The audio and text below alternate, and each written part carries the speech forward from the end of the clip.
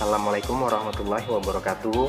Pada kesempatan kali ini saya coba membahas tentang manusia, tempat, dan lingkungan. Ini merupakan materi dari kelas SMP kelas 7 semester 1. Nah, jurusan IPS. Nah, pada kesempatan kali ini perkenalkan dulu terlebih dahulu, saya Wahyu Duyatmiko dengan NIM 1872170008, merupakan prodi Pendidikan Ekonomi, yang mana dosen pengampunya adalah Bapak Uza Sukmana, SPD, MPD, pada mata kuliah Media Pembelajaran Ekonomi, Universitas Pancasila Bekasi, tahun ajaran 2023-2024. Slide berikutnya. Nah, untuk memudahkan dalam memahami, saya coba memetakan terlebih dahulu ada 3 pokok bahasan. Pertama ada manusia, tempat, dan juga lingkungan. Nah, di dalam manusia itu ada hakikat. Nah, hakikat itu pertama, manusia merupakan makhluk individu. Yang kedua, manusia merupakan makhluk sosial. Yang ketiga, manusia merupakan makhluk yang memiliki budaya. Berikutnya pada tempat, terdiri dari ruang dan tempat. Dan yang terakhir, lingkungan, terdiri dari bumi dan juga penduduk.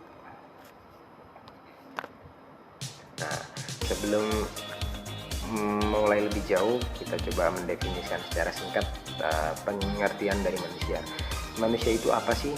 Manusia merupakan makhluk ciptaan Tuhan yang dibekali dengan akal dan pikiran. Dengan bekal akal dan pikiran ini, manusia dapat mempertinggi dan meningkatkan derajat kualitas hidup guna mendorong hasrat keinginan tahuan terhadap lingkungan sekitar.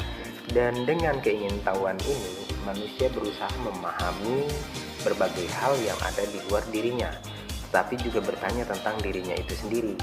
Nah, manusia juga yang membedakan manusia dengan hewan adalah manusia tadi itu punya akal dan pikiran, sedangkan binatang atau hewan tidak. Dan ini merupakan karunia langsung dari Sang Pencipta. Itu. Langsung slide berikutnya. Nah, di sini ada hakikat manusia. Nah, manusia sebagai makhluk individu. Nah, ada penjelasan singkatnya. Ya, manusia sebagai makhluk individu itu artinya seseorang atau orang pribadi tidak terpisah dari orang lain gitu. Maksud saya terpisah dari orang lain, tidak terikat pada orang lainnya. Dan ini juga merupakan suatu keutuhan yang tidak dapat dibagi-bagi, yaitu individu sebagai pribadi yang berbeda dari yang satu dengan yang lainnya.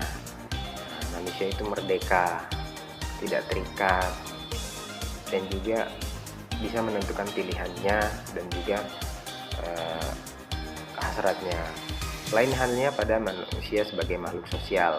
Maksudnya di sini itu manusia sebagai makhluk sosial, bahwa manusia dalam kehidupannya senantiasa saling berhubungan dan saling berkaitan, membutuhkan tenaga, waktu terhadap manusia lainnya. Manusia itu selalu hidup bersama dengan sesama masyarakat. Nah, memang ada zaman sekarang yang manusia bisa hidup dengan sendiri. Beda loh sama manusia sifatnya individu. Ada nggak? Sepertinya nggak mungkin dan nggak ada. Kalau ada itu luar biasa. Nah, maksudnya manusia sebagai makhluk sosial, misal saya ambil contoh, ada nggak sih kalau kita pergi ke suatu tempat dari titik A ke titik B, kan itu lumayan jauh. Emang kalau jalan kaki kan pasti jauh, pasti kan biasanya pakai kendaraan, bisa memakai jasa tukang ojek atau memakai jasa taksi. Nah, itu kan antara manusia yang satu dengan manusia yang lain saling berhubungan dan saling membutuhkan gitu. Tidak ada yang tidak membutuhkan. Kita membutuhkan jasa dan tenaga orang yang menjual jasanya, kita bayar, dan juga kita menikmati, dan juga diharapkan kita sampai tujuan juga yang sesuai dengan keinginan kita. Nah, itu salah satu contoh sederhana manusia sebagai makhluk sosial. Dan yang terakhir adalah manusia merupakan makhluk yang berbudaya. Di sini itu manusia sebagai makhluk berbudaya karena budaya itu sebenarnya dipelajari dan diwariskan dari satu generasi ke generasi berikutnya. Nah, hal-hal yang dianggap baik perlu dipertahankan dan diteruskan untuk generasi berikutnya. Namun, hal-hal yang sifatnya tidak baik, buruk, tidak perlulah diwariskan kepada generasi berikutnya. Misal, kita punya generasi sebelumnya terkenal dengan giat gigih dalam bekerja, dalam belajar. Namun, ada satu generasi dari generasi mana memiliki sifat yang tidak rajin, cenderung malas atau berpangku tangan, kan tidak mungkin kita wariskan kepada generasi selanjutnya gitu. Nah, itu salah satu contoh sederhananya. Tempat. Nah, berikutnya tempat. Nah, tempat adalah ruang atau bidang, rumah, daerah dan sebagainya yang didiami, ditinggali atau ditempati. Sedangkan ruang merupakan tempat yang memberikan kita hidup karena di dalamnya terdapat unsur-unsur yang diperlukan untuk kehidupan.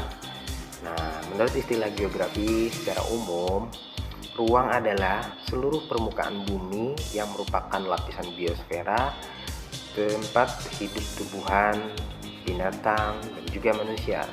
Namun menurut istilah, ruang itu merupakan wilayah yang mempunyai batasan geografis, yaitu batasan yang menurut keadaan fisik, sosial, ataupun pemerintahan yang terjadi dari sebagian permukaan bumi dan lapisan tanah di bawahnya serta ada di atasnya lapisan udara. Nah, berikut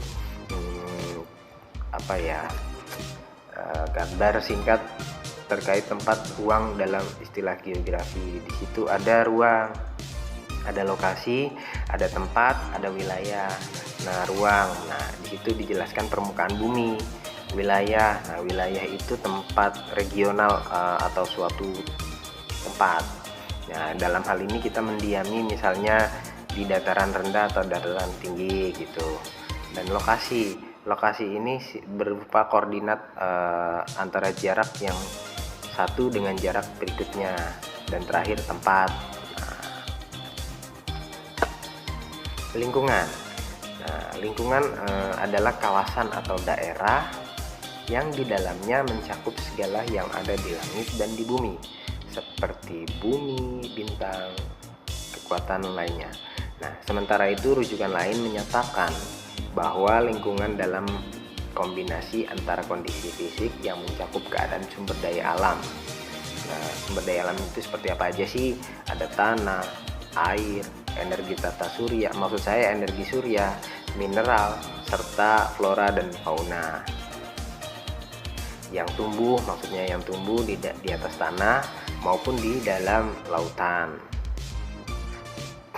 Lingkungan juga dapat diartikan sebagai segala sesuatu yang ada di sekitar manusia yang mempengaruhi perkembangan kehidupan manusia. Ya. Nah, di sini lingkungan terdiri dari bumi dan juga penduduk. Nah, pertama bumi terdiri dari dua tenaga endogen dan juga eksogen. Endogen namanya endogen berarti tenaga yang bersumber dari dalam bumi itu sendiri. Nah, ada tiga digolongkan, ada tenaga tektonik, vulkanik, dan juga seisme. Tektonik itu berasal dari dalam bumi. Nah, gerakan ini gerakan yang mendorong dan menarik secara vertikal maupun horizontal.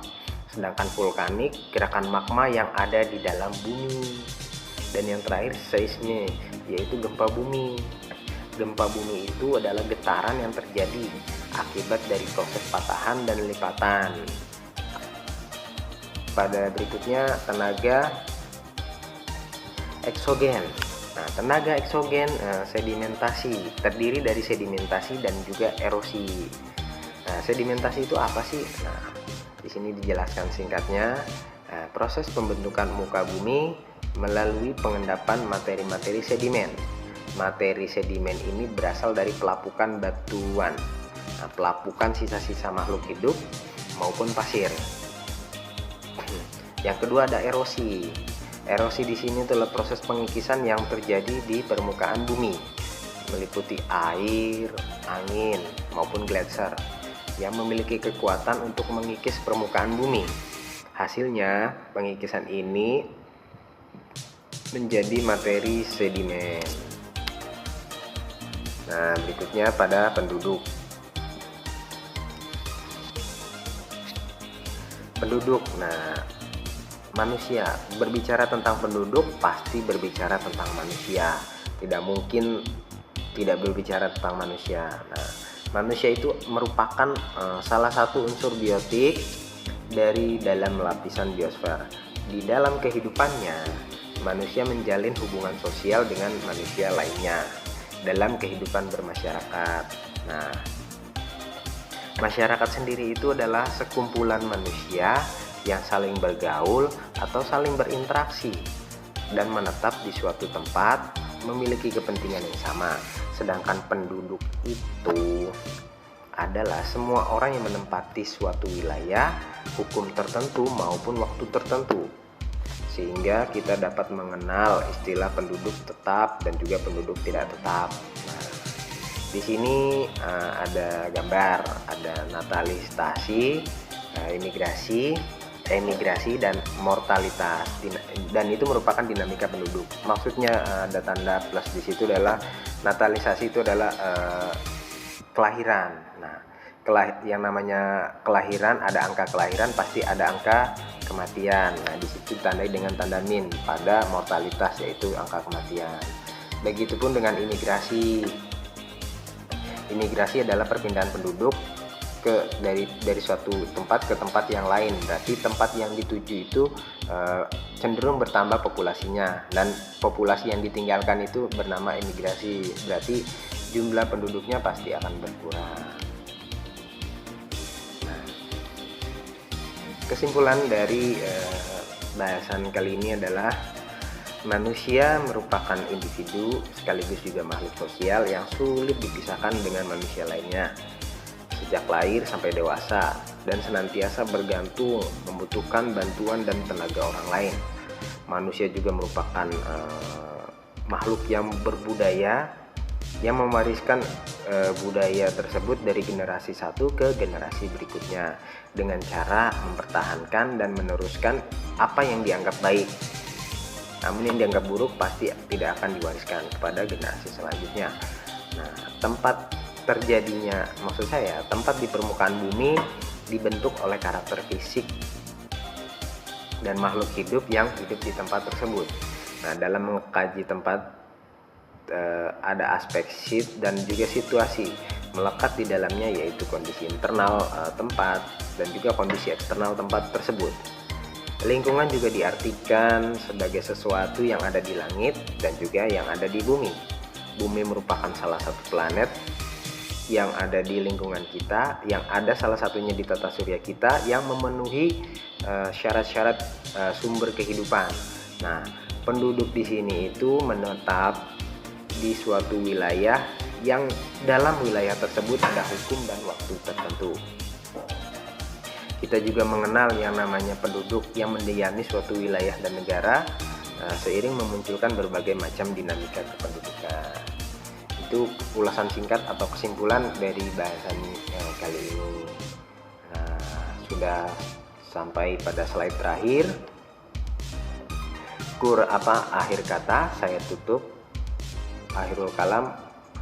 Sebelumnya mohon maaf bila dalam penyampaiannya terdapat kata-kata yang kurang jelas, kurang bisa dimengerti, dan juga agak sulit dipahami.